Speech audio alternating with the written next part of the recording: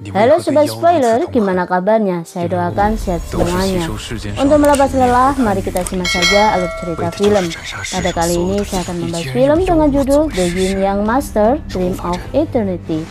Bercerita mengenai King Ming yang menerima wasiat dari gurunya, yaitu Master Zhongxing, untuk datang ke kota kekaisaran dan memusnahkan ular bencana yang akan bangkit melalui hasrat sang putri yang merupakan kekasihnya. Dan dikarenakan konten ini bersifat spoiler, alangkah lebih baiknya jika kalian menonton filmnya secara langsung. Dan baiklah kawan, langsung saja mari kita simak alur ceritanya.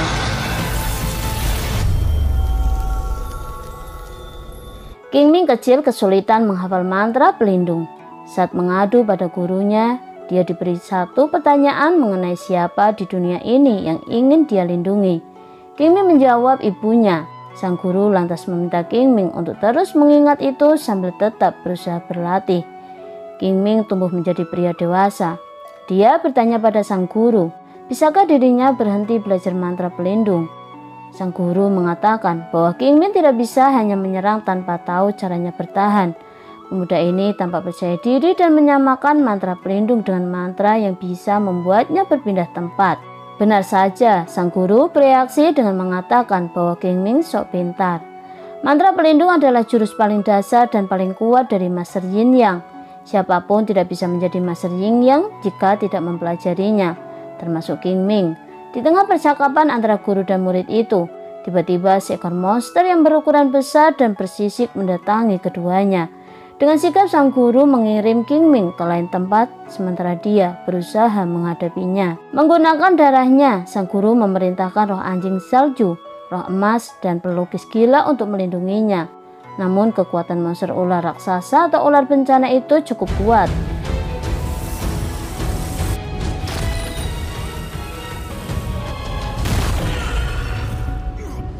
Walau sudah dibantu oleh 3 roh pelindung, sang guru terlihat kewalahan hingga dia terkena bisa sang monster. Dengan pengorbanan dari roh emas, ular bencana tersebut akhirnya bisa dihalau.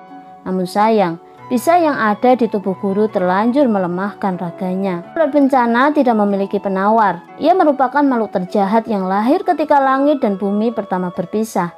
Belakangan diketahui bahwa ular bencana yang dikalahkan roh emas hanyalah bayangannya. Sosok ular bencana yang asli tidak menua, tidak juga bisa musnah. Tubuh asli ular bencana ada di kota kekaisaran. Sang guru melanjutkan bahwa ada seseorang yang menggunakan tubuhnya untuk menyegel ular bencana. 300 tahun lalu, 4 klan, yaitu wilayah selatan, kepulauan timur, wilayah barat, dan kota utara, bersatu untuk menyegel tubuh asli ular bencana di kota kekaisaran. Mereka menempatkan patung naga Nilakandi, burung vermilion, harimau putih, dan kura-kura hitam untuk menjaga kota dalam waktu lama. Setiap bayangan dari ular bencana muncul, keempat klan tersebut akan mengutus para master terkuat ke kota kekaisaran untuk membunuhnya. Tugas dan tanggung jawab itu terus diturunkan dari generasi ke generasi, dan kini adalah giliran King Ming. Sang guru lantas memerintahkan King Ming untuk pergi ke tanah timur sebagai permintaan terakhir sekaligus pelajaran terakhirnya. King Ming pada akhirnya mengetahui bahwa darahnya membawa takdir bagi dunia, sebab dia adalah The Yin Yang Master. Cerita berlanjut saat King Ming tiba di kota kekaisaran. Belum lama berada di sana, King Ming sudah terlibat masalah dengan 2 orang pria yang terlibat perkelahian.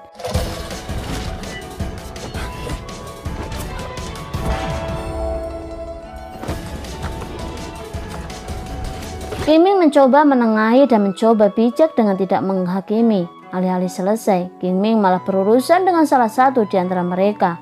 Dia adalah Master Boya. Siluman yang King Ming selamatkan rupanya mengenali dirinya sebagai Master. Dia ingin membalas budi dengan menawarkan diri menjadi roh penjaga bagi King Ming. Di sisi lain, Master Boya yang sudah kembali ke altar Jingyu mendapat titah dari Ratu. Titah tersebut berisi peringatan mengenai kebangkitan ular bencana. Altar Jingyu sendiri sudah menjaga kota kekaisaran selama ratusan tahun dengan cara memberantas siluman serta setan dan membuat penjahat menyerah. Mereka yang mendapat perintah untuk mengalahkan ular bencana harap datang ke istana. Dalam kesempatan itu, Master Boya kembali bertemu dengan King Ming. Melihatnya ada di istana untuk mengikuti ritual menyembah langit, Boya merasa heran. Pasalnya King Ming dinilai tidak bisa membedakan antara manusia, siluman baik dan jahat.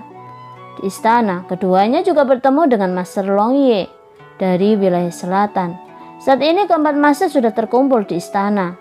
Sejurus kemudian Master He Shouyu menemui ketiganya. Aneh, begitu melihat He Shouyu, King Ming langsung terpana dan sepertinya mengingat sesuatu. He Shouyu datang memperingatkan agar tiga master tersebut berhenti membuat keributan karena Master Hongru yang sudah berusia lanjut butuh istirahat. Waktu malam berlalu, ketiga master saling memasang mantra pelindung di kamarnya. Keesokan harinya, keempat master kembali dikumpulkan oleh sang putri. Ia mahir dalam sihir.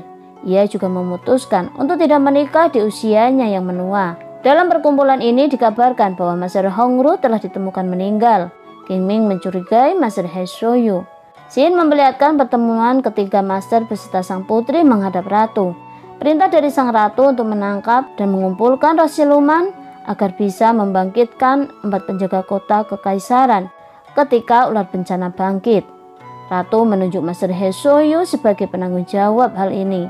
Setelah pertemuan itu, keempatnya mulai menyelidiki kematian Master Hongru. Mereka menggunakan kecebong ajaib yang dapat mendeteksi adanya siluman. Dan perlahan kecebong berlari menuju ke arah King Ming. Saat itu Boya membelanya, namun di balik semua itu ada perangkap yang menempel di tubuhnya hingga membuat kecebong mengarah padanya. Bertepatan saat itu pula King Ming membahas tentang kematian gurunya. Wajah simpati putri membuat kecebong mengarah ke tempat sang putri. Sebelum kemudian ketiga master mengabaikan penyelidikan itu dan melanjutkan perintah ratu. Waktu kebangkitan ular bencana semakin dekat. Sang putri hanya memberi waktu 3 hari kepada para master untuk mengumpulkan roh siluman. Boya dan Long Ye bekerja keras mengumpulkan roh siluman. Lain halnya dengan King Ming. Ia menggunakan taktik dalam persiapan ini, mencari detail informasi di setiap sudut kota. Hingga suatu ketika, sebuah kabar jika mantra pelindung Departemen Pengamatan Langit sedang diserang. Maka King Ming dan Boya segera berlari ke pavilion putri. Di sana sang putri sudah tak sadarkan diri. Siluman cacing telah menyerang tubuhnya. King Ming membantu mengeluarkan siluman keluar dari tubuh putri. Ia meminta bantuan kepada Boya untuk menanganinya. Setelah kejadian siang itu, kini Boya dan King Ming duduk bersama saling bertukar cerita. Bahkan King Ming membagi masa lalunya bersama sang guru.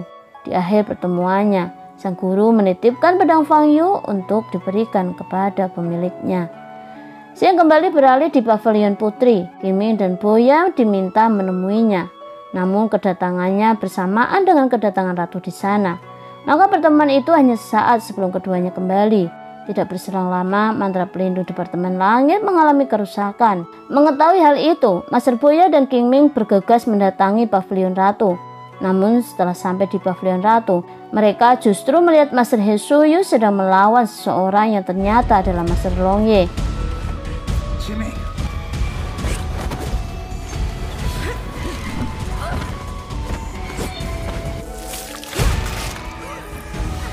Sebelum tewas, Long Ye mengatakan pada King Ming bahwa ratu adalah putri. Setelah kematian Long Ye, Boya dan King Ming beradu argumen. Boya menaruh kecurigaan padanya. Sebaliknya, King Ming memberikan penjelasan bahwa di balik semua ini adalah ulah putri. King Ming juga memberikan pengakuan jika Master Shouyu merupakan roh penjaga yang diciptakan oleh gurunya untuk melindungi sang ratu. Boya semakin marah karena merasa tertipu, namun ia merasa sangat bingung tentang siapa yang harus dipercaya. Maka keduanya memutuskan untuk memastikannya secara langsung. Di sisi pavilion sang putri, Shin memperlihatkan pertemuan sang putri dan He Shouyu. Dan ternyata Master Shouyu lah yang mengendalikan siluman rambut. Dengan alasan ingin melindungi putri, maka ia harus membunuh Long Ye karena ia telah mengetahui rahasia keduanya. Bahkan Shouyu juga berencana untuk membunuh Boya dan King Ming demi melancarkan rencananya untuk melepaskan ular bencana. Dan pada keesokan harinya, demi saling melindungi satu sama lain, keduanya menitipkan mantra pelindung. Mulailah pertemuan yang direncanakannya. King Ming menemui Tuan Putri. Ia membahas keberadaan pedang Fang Yu yang dapat mendeteksi keberadaan ular bencana. Seketika mata Putri berkaca. Ia juga menanyakan keberadaan pedangnya. Di tempat lainnya, Boya menemui Shouyu dengan menggunakan mantra milik King Ming. Ia meminta agar Shouyu memotong lengan tangannya. Bersamaan dengan itu, Putri telah menemukan pedang Fang Yu. King Ming merasa curiga dengan reaksinya. sebelum siluman rambut datang membunuh putri. Qingming mengejarnya. Siluman rambut menceritakan pembalasan dendamnya terhadap putri setelah dihianati oleh seseorang 60 tahun yang lalu. Dan melalui inilah Qingming menyadari jika putri adalah ratu, kekasih gurunya. Ia juga tersadar dengan keselamatan Boya. Qingming datang terlambat. Mantra Boya digagalkan oleh kedatangan putri. Setelah tersadar, keduanya mengejar keberadaan putri dan Suyu. Pada saat inilah Qingming membongkar segalanya. Jika ratu yang selama ini mereka lihat hanyalah bayangan dari sebuah boneka yang dikendalikan oleh Suyu secara langsung. Qingming bahkan mengungkapkan jika Long Yu telah menaruh kecurigaan terlebih dahulu terhadap tubuh ratu, dan yang akhirnya membuatnya harus terbunuh. Sebaliknya, sang putri juga menyampaikan alasan ia tidak menua. Ia juga mengorbankan diri demi memberikan makanan berupa hasrat terhadap ular bencana, agar ular bencana tetap di dalam istana, hingga akhirnya ia jatuh cinta dengan guru Master Qingming. Sebelum akhirnya putri tidak sadarkan diri, Qingming dan Boya yang hendak mengejarnya terperangkap dalam mantra Suyu.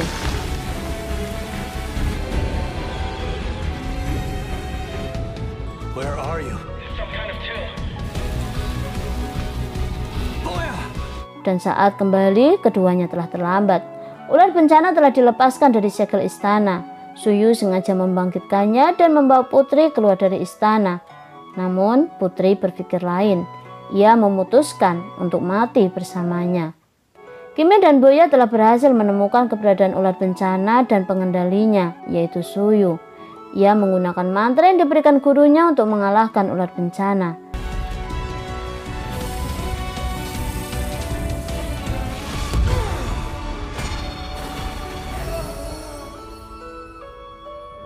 Namun ketika mantranya terkalahkan dengan kekuatan Suyu, Boya memutuskan untuk menjadi roh penjaga Qingming melalui kekuatan burung pionik dan berharap di saat ia melawan Suyu, Qingming harus dengan cepat masuk ke tubuh ular menemui sang putri. Setelah Qingming berhasil bertemu dengannya, ia membawa putri pada pertemuan terakhirnya dengan sang guru. Ia ingin menyadarkan putri jika sang guru telah meninggal. Masa lalu mengingatkannya saat kekasihnya yang merupakan guru Qingming menerima pedang Fuyu darinya. Setelah menyadarinya, putri bersama Qingming keluar dari tubuh ular. Kemudian putri merelakan bunuh diri demi mematahkan rasa cinta Suyu yang merupakan roh penjaga yang diciptakan oleh guru Qingming. Setelah kematiannya, ular bencana hancur, namun perkelahian masih berlanjut antara Suyu dan Qingming.